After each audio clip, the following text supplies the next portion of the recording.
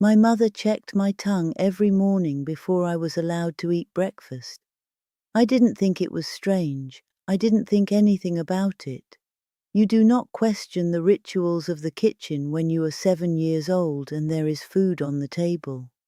She would hold my face in both hands, her thumbs on my chin, her fingers along my jaw, and she would say, "Dashite, stick it out." I would stick it out. She would look for 3 seconds, maybe 4.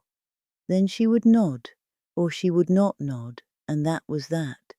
The days she didn't nod, there was ginger in my soup and less rice than I wanted. I thought it was just something mothers did. I was in my 40s before I learned there was a word for it. Before I understood that what she was doing every morning at that wooden table was reading a language my body had been writing all night long while I slept. The tongue. You look in the mirror and you see your tongue every day. Maybe you brush it, maybe you don't. You stick it out at the doctor when he shines his light in your mouth and he says, "Good, good," and that is the end of it. But a tongue is not just a thing for tasting, it is a map. The old Japanese doctors knew this. The Chinese doctors have known it for over 2,000 years. The Ayurvedic doctors in India have known it even longer than that. They looked at the tongue the way a farmer looks at soil, not for what is obvious, but for what the surface is telling you about what is happening underneath. My grandmother, my mother's mother, never saw a doctor until the year she died. She was 91. Every morning of her life she checked her own tongue in the small mirror above her wash basin. She told my mother the tongue doesn't lie, even when the body feels fine. The stomach speaks first on the tongue, she said. I didn't know what that meant when I was young. I know exactly what it means now. Let me tell you what I've learned. Not what a textbook says. What I've seen in my own body, in the bodies of the people I've loved, in 80 years of paying attention. The first thing to understand is that a healthy tongue has a color. It has one color. Pink, the kind of pink you see in a fresh peach just below the skin. Not bright, not pale, not red, not white.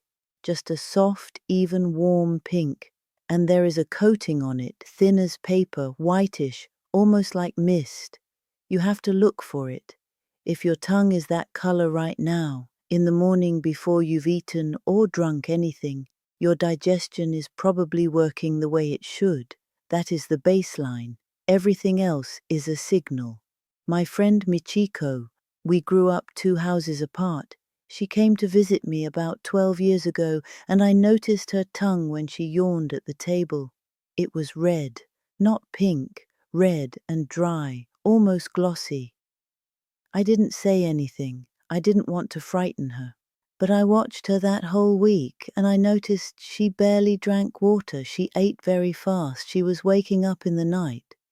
3 months later, she was diagnosed with something in her stomach. Not cancer, but something that needed medicine and rest for a long time. I never stopped thinking about that color. A red tongue, deeper than it should be, redder than healthy pink, is the body running hot. The old doctors called it internal heat.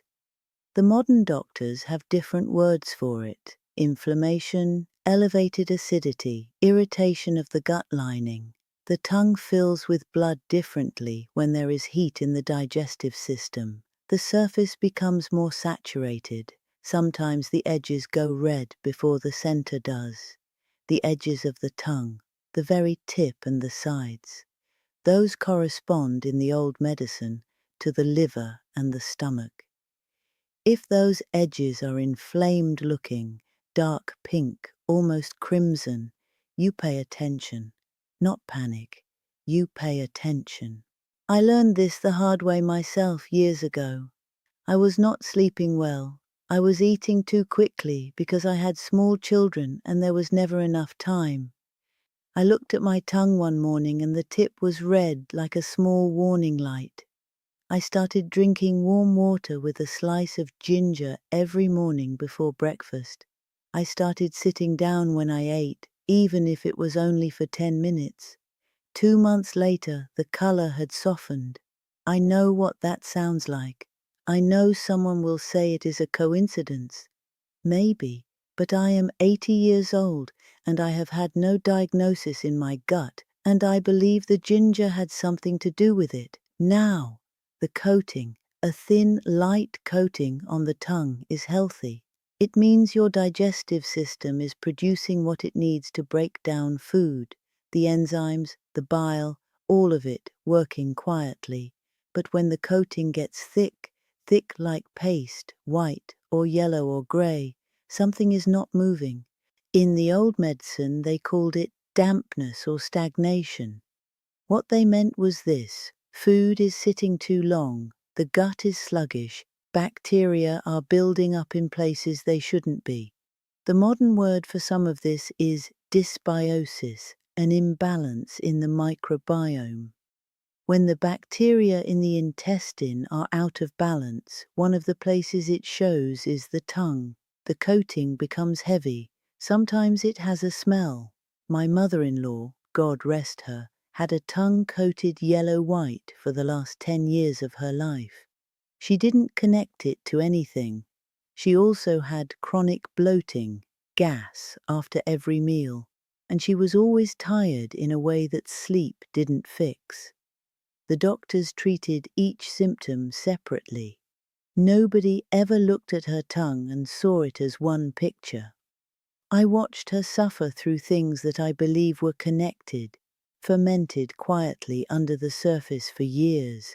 And I always think of her when people tell me these old diagnostic tools are superstition. A yellow coating means heat and dampness together. The body is inflamed and sluggish at the same time.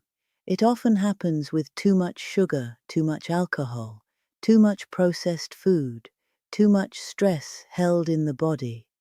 A grey or black coating is rarer, and it frightens people when they see it, but it can happen after a course of antibiotics. The gut bacteria are disrupted and the tongue shows it. It can also happen with very poor digestion over a long time. It is a signal to be taken seriously, not to be panicked about, but to be taken seriously. The thing to notice is not just the color, but the texture. A thick coating that you can almost scrape off. That is stagnation. A coating that comes and goes throughout the day. That is the body trying to process something. A coating only at the back of the tongue. That is the colon in the old maps. The back of the tongue corresponds to the large intestine. When someone is constipated, or when the colon is slow and inflamed, the coating pulls at the back. I know this because my mother told me, and because I have watched it be true in my own body more times than I can count. There are other things to look for: cracks in the tongue, small fissures like dry earth in summer. A tongue that is cracked down the center from tip to back is often a tongue that belongs to a body that is depleted, not just dehydrated, though that too, but depleted of something deeper. In the old medicine, this is called a deficiency of yin, the cooling, moistening principle that keeps the body from burning itself up. In plain language, the body has been working harder than it has been resting. The digestive system produces less moisture when it is exhausted. The tongue dries from the inside out. Women over 50 know this tongue. I knew this tongue in my 60s, when I was still working too hard and sleeping too little. I started eating more fermented foods, miso, natto, pickled vegetables. I started resting in the afternoon even when I didn't feel tired. The cracks didn't disappear entirely, but they softened. The tongue became less like a drought field and more like a garden that had been watered. A swollen tongue, one that presses against the teeth and leaves scalloped indentations along the edges, like little half-moon marks, is another signal. Those scalloped edges are called teeth marks by the old doctors, and they indicate the same dampness and stagnation as the thick coating, but more advanced. The tongue is holding fluid. The digestive system is not processing and moving the way it should. I've seen this tongue in people who are exhausted and bloated and cannot understand why no amount of sleep makes them feel rested. The gut is working too hard to move everything through. The body's resources are tied up in digestion, and there is nothing left over for anything else. I want to say something about the morning. The tongue in the morning, before you drink, before you eat, before you brush, is the most honest version of itself. Whatever your body was doing all night, whatever it was processing and clearing, is written there. This is why my mother checked my tongue at breakfast and not after dinner. The night is when the gut does its deep work. The morning is when you can see the results. The old practice in Japan, misogi, the ritual cleansing, included scraping the tongue every morning, not with a toothbrush, with a small curved tool, metal or wood. You scrape from back to front, gently, 3 or 4 times. You remove what the body deposited overnight. In Ayurvedic medicine, they call this jiva prakshalana, tongue scraping, and they have done it every morning for centuries for exactly this reason. The coating on your tongue is not decoration. It is waste the body is trying to expel. You don't want to swallow it back down with your morning coffee. I use a small copper scraper. I have for 30 years. My daughter thinks it's strange. She is 52 years old, and she has had more digestive problems than I have ever had in my life. I don't say this with any pride. I say it with sadness. We stopped passing these things down. We stopped trusting the rituals we didn't understand. There is a moment I think about sometimes. I was maybe 65, and I was visiting a friend in Tokyo who was ill, truly ill, the kind of illness that changes the texture of time. She was in her final months, though we did not say that to each other. I sat with her, and we had tea, and at one point she stuck out her tongue to make a joke, some silly thing, and I saw it. Pale, almost white, swollen at the edges, barely coated, more like a bare patch than a tongue. I recognized it. I had seen that tongue before in my grandmother's last weeks. The color of a tongue that is not taking in life the way it used to. I held her hand and I said nothing. What would I have said? She was already dying. But I thought, I still think, about all the years before that, all the mornings before that, when the tongue was probably already whispering things she didn't know how to hear. This is what I want to say to you. The body does not usually break down without warning. The warnings come slowly, quietly, in places we have been taught to ignore. The tongue is one of them.